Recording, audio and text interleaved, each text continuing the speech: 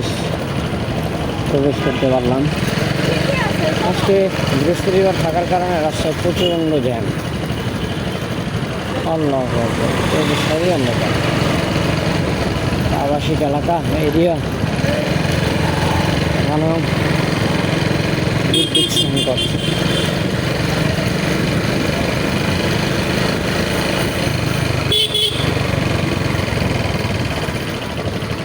আমার বাইকেরও হেডলাইট জ্বলে না।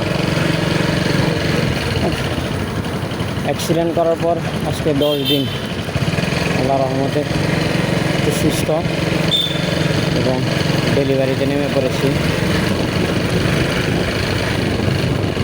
আজকে ফার্স্ট ডেলিভারি নিয়ে আসলাম।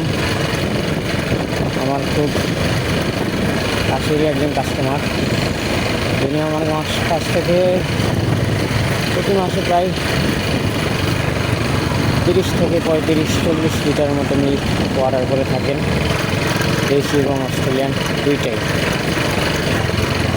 বিগত রমজান মাসে ওনাকে আমি অস্ট্রেলিয়ানটা দিতে পারি নাই।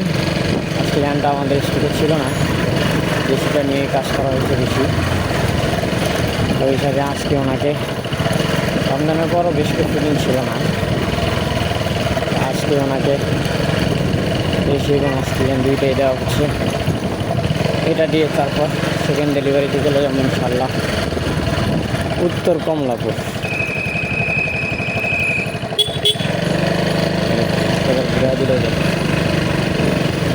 মহাখালী ডিউটিসের ভিতরে মসজিদটা খুবই সুন্দর। আল্লাহ তাআলা অনেকবার নামাজ পড়ার সুযোগ দিয়েছে।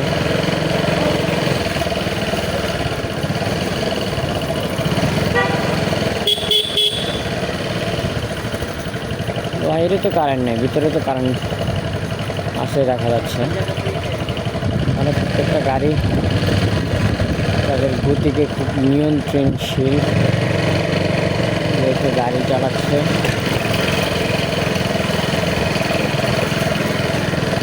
সম্পূর্ণ আবাসিক একটা এরিয়া।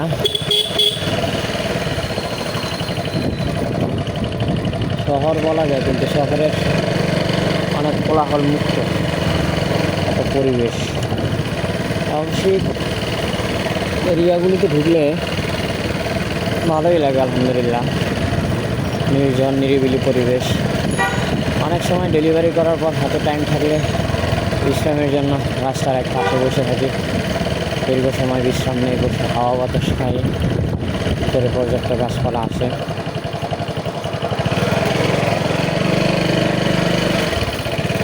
কাঙ্ক্ষিত ডেলিভারি এরিয়াতে চলে এসেছি। এই বিল্ডিংয়ের 5ম তলায় ডেলিভারিতে চলে যাব।